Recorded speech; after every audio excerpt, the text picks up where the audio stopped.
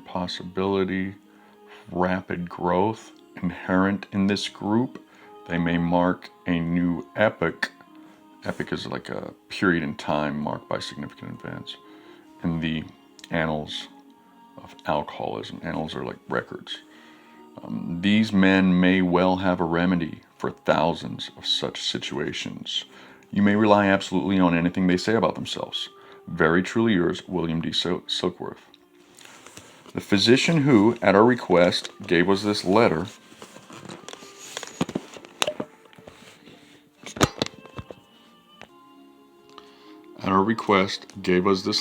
has been kind enough to enlarge upon his views in another statement which follows. In this statement, he confirms that we who have suffered alcoholic torture must believe that the body of the alcoholic is quite as abnormal as his mind. Did not satisfy us to be told that we could not control our drinking just because we were maladjusted to life, that we were in full flight from reality, or were outright mental defectives. These things were true to some extent, in fact, to a considerable extent with some of us, but we are sure that our bodies were sickened as well. In our belief, any picture of the alcoholic which leaves out this physical factor is incomplete. The doctor's theory that we have an allergy to alcohol interests us. An allergy is defined as a reaction different from that of normal men. As laymen, our opinions as to its soundness may, of course, mean little. But as ex-problem drinkers, we can say that this explanation makes good sense. It explains many things for which we cannot otherwise account. Though we work out our solution on the spiritual as well as an altruistic plane, altruistic is a thoughtless self of others, a selfless thought of others, opposite of selfish. We favor hospitalization for the alcoholic who is very jittery or befogged. More often than not, it is imperative that a man's brain be cleared before he is approached, as he has then a better chance of understanding and accepting that which we have to offer. The doctor writes, the subject presented in this book seems to me to be of paramount importance to those afflicted with alcoholic addiction. I say this after many years' experience as medical director of one of the oldest hospitals in the country treating alcoholic and drug addiction. It's Towns Hospital. There was, therefore, a sense of real satisfaction when I was asked to contribute a few words on a subject which is covered in such masterly detail in these pages. We doctors have realized for a long time that some form of moral psychology was of urgent importance to alcoholics, but its application presented difficulties beyond our conception. What with our ultra-modern standards, our scientific approach to everything, we are perhaps not well equipped to apply the powers of good that lie outside our synthetic knowledge. Synthetic is man-made. The doctor here is saying God or spirit, right? Powers of good that lie outside of synthetic or man-made knowledge. Now, as a doctor, he can't say that, God is saving these alcoholics, or else he would be ostracized by the medical community. So his wording is from a scientific or medical standpoint. Many years ago, one of the leading contributors to this book came under our care in this hospital, and while here, he acquired some ideas which he put into practical application at once. Later, he requested the privilege of being allowed to tell his story to other patients here, and with some misgivings, we consented. The cases that have followed through have been most interesting. In fact, many of them are amazing. The unselfishness of these men as we have come to know them, the entire absence of profit motive, and their community spirit is indeed inspiring to one who's labored long and wearily in the alcoholic field. They believe in themselves and still more in the power which pulls chronic alcoholics back from the gates of death.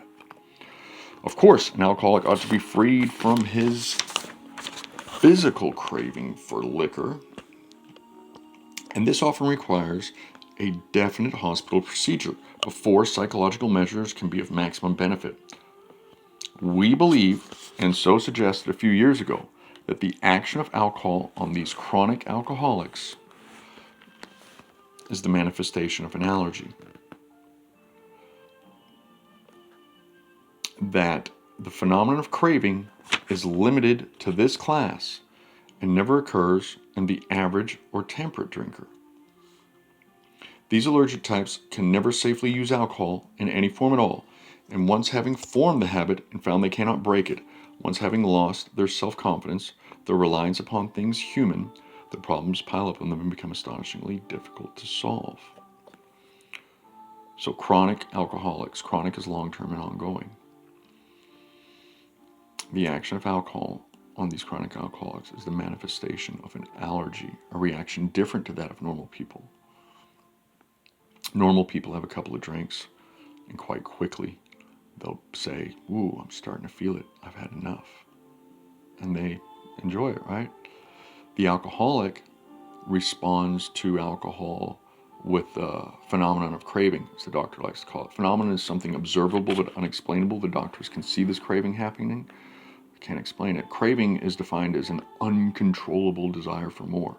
Keyword being uncontrollable. So the question I ask myself, or someone I'm taking through this or talking to in regards to alcoholism, is, has there ever been a time that I've put alcohol in my body and had an uncontrollable desire for more?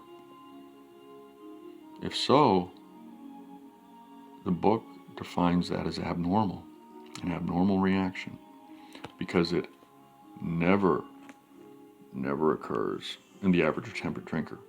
Never doesn't mean once in 100, once in 1,000, once in a million. Never means never. You talk to someone who's non-alcoholic, they will not understand an uncontrollable desire for more. They may go out intentionally to get completely sloshed, but they will not understand going out with the intention of having just one or two and then losing control, not being able to stop. That is limited to this alcoholic class. And, pose the question with other substances if they are pertinent. If there are, use of stimulants or opiates or whatever the case may be. Has there ever been a time that I've put cocaine in my body and had an uncontrollable desire for more cocaine? Right? Ask the questions and look at experience and ask God to help us show us the truth. Okay, on to the next paragraph. Frothy emotional appeal. What is frothy emotional appeal, right?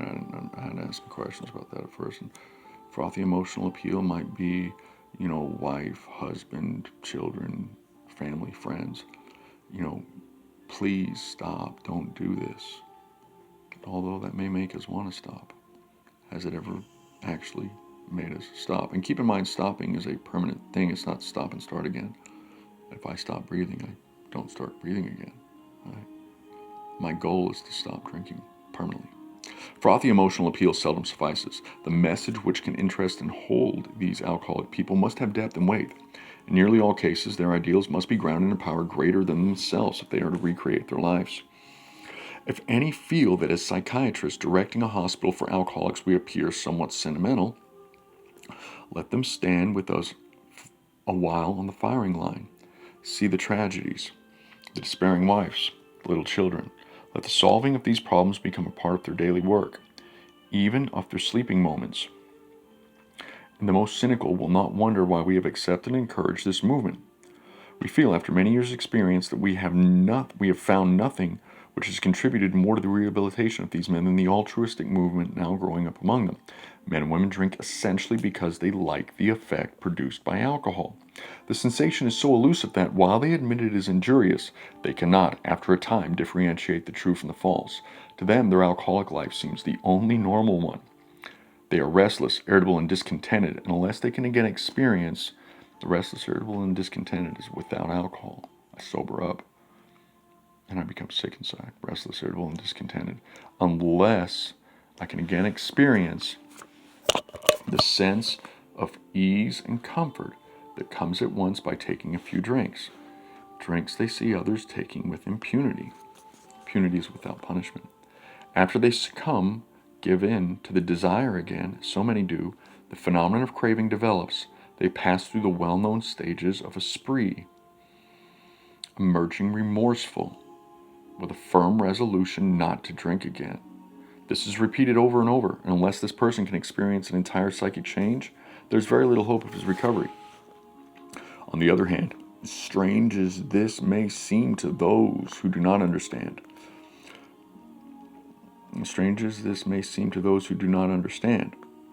once a psychic change has occurred, the very same person who seemed doomed, who had so many problems, he despaired of ever solving them, suddenly finds himself easily able to control his desire for alcohol, the only effort necessary being that required to follow a few simple rules.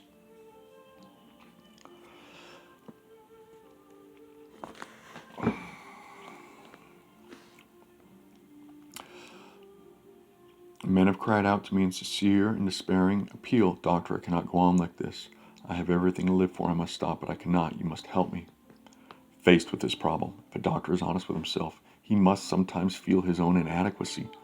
Although he gives all that is in him, it is often not enough. One feels that something more than human power is needed to produce the essential psychic change.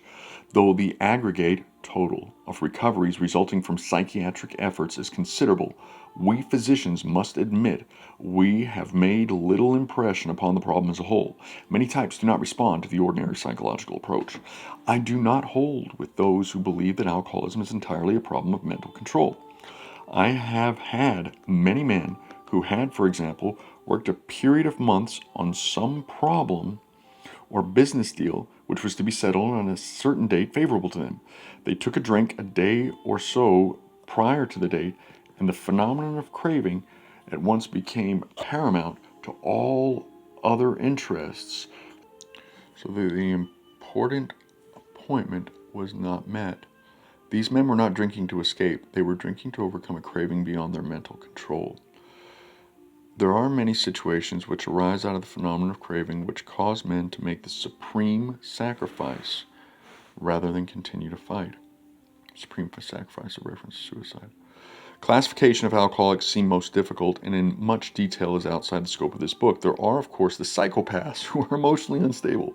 We are all familiar with this type. They are always going on the wagon for keeps. They are often over-remorseful, make many resolutions, but never a decision. There is the type of man who is unwilling to admit that he cannot take a drink. He plans various ways of drinking. He changes his brand or environment. There is the type who believes that after being entirely free from alcohol for a period of time, he can take a drink without danger. There's the manic depressive type, who is perhaps the least understood by his friends and about whom a whole chapter could be written. Then there are the types entirely normal in every respect, except in the effect alcohol has upon them. They are often able, intelligent, friendly people. All these, and many others, have one symptom in common. They cannot start drinking without developing the phenomenon of craving. This phenomenon, as we have suggested, may be the manifestation of an allergy which differentiates these people and sets them apart as a distinct entity. It has never been, by any treatment with which we are familiar, permanently eradicated. The only relief we have to suggest is entire abstinence. This immediately precipitates into a seething cauldron of debate. Much has been written pro and con, but among physicians the general opinion seems to be that most chronic alcoholics are doomed. What is the solution? Perhaps I can best answer this by relating one of my experiences. About 1 year prior to this experience, a man was brought in to be treated for chronic alcoholism. He had but partially recovered from a gastric hemorrhage. His stomach was bleeding, and seemed to be a case of pathological mental deterioration. He had lost everything worthwhile in life and was only living, one might say, to drink. He frankly admitted and believed that for him there was no hope. Following the elimination of alcohol, there was found to be no permanent brain injury. He accepted the plan outlined in this book. 1 year later, he called to see me, and I experienced a very strange sensation. I knew the man by name, partly recognized his features, but there all resemblance ended. From a trembling, despairing, nervous wreck had emerged a man brimming over with self-reliance and contentment. I talked to him for some time, but was not able to bring myself to feel that I had known him before. To me, he was a stranger, so he left me. A long time has passed with no return to alcohol. When I need a mental uplift, I often think of another case brought in by a prominent physician of New York. The patient had made his own diagnosis, and deciding himself hopeless, his situation hopeless, had hidden in a deserted barn, determined to die. He was rescued by a searching party. and in desperate condition brought to me. Following his physical rehabilitation, he had a talk with me in which he frankly stated he thought the treatment a waste of effort, unless I could assure him, which no one ever had, that in the future he would have the willpower to resist the impulse to drink. His alcoholic problem so great, his alcoholic problem so complex, his depression so great, we felt his only hope was through what we then called moral psychology, and we doubted if even that would have any effect. However, he did become sold on the ideas contained in this book. The ideas contained in this book is a reference to Dr. Bob's Formula 11 service. He has not had a drink for a great many years. I see him now and then, and he is a fine specimen of manhood as one could wish to meet. I earnestly advise every alcoholic to read this book through, and though perhaps he came to scoff, he may remain to pray. William D. Silkworth, MD. This is a reference to Fitz, who founded AA in D.C. No, I'm sorry, that's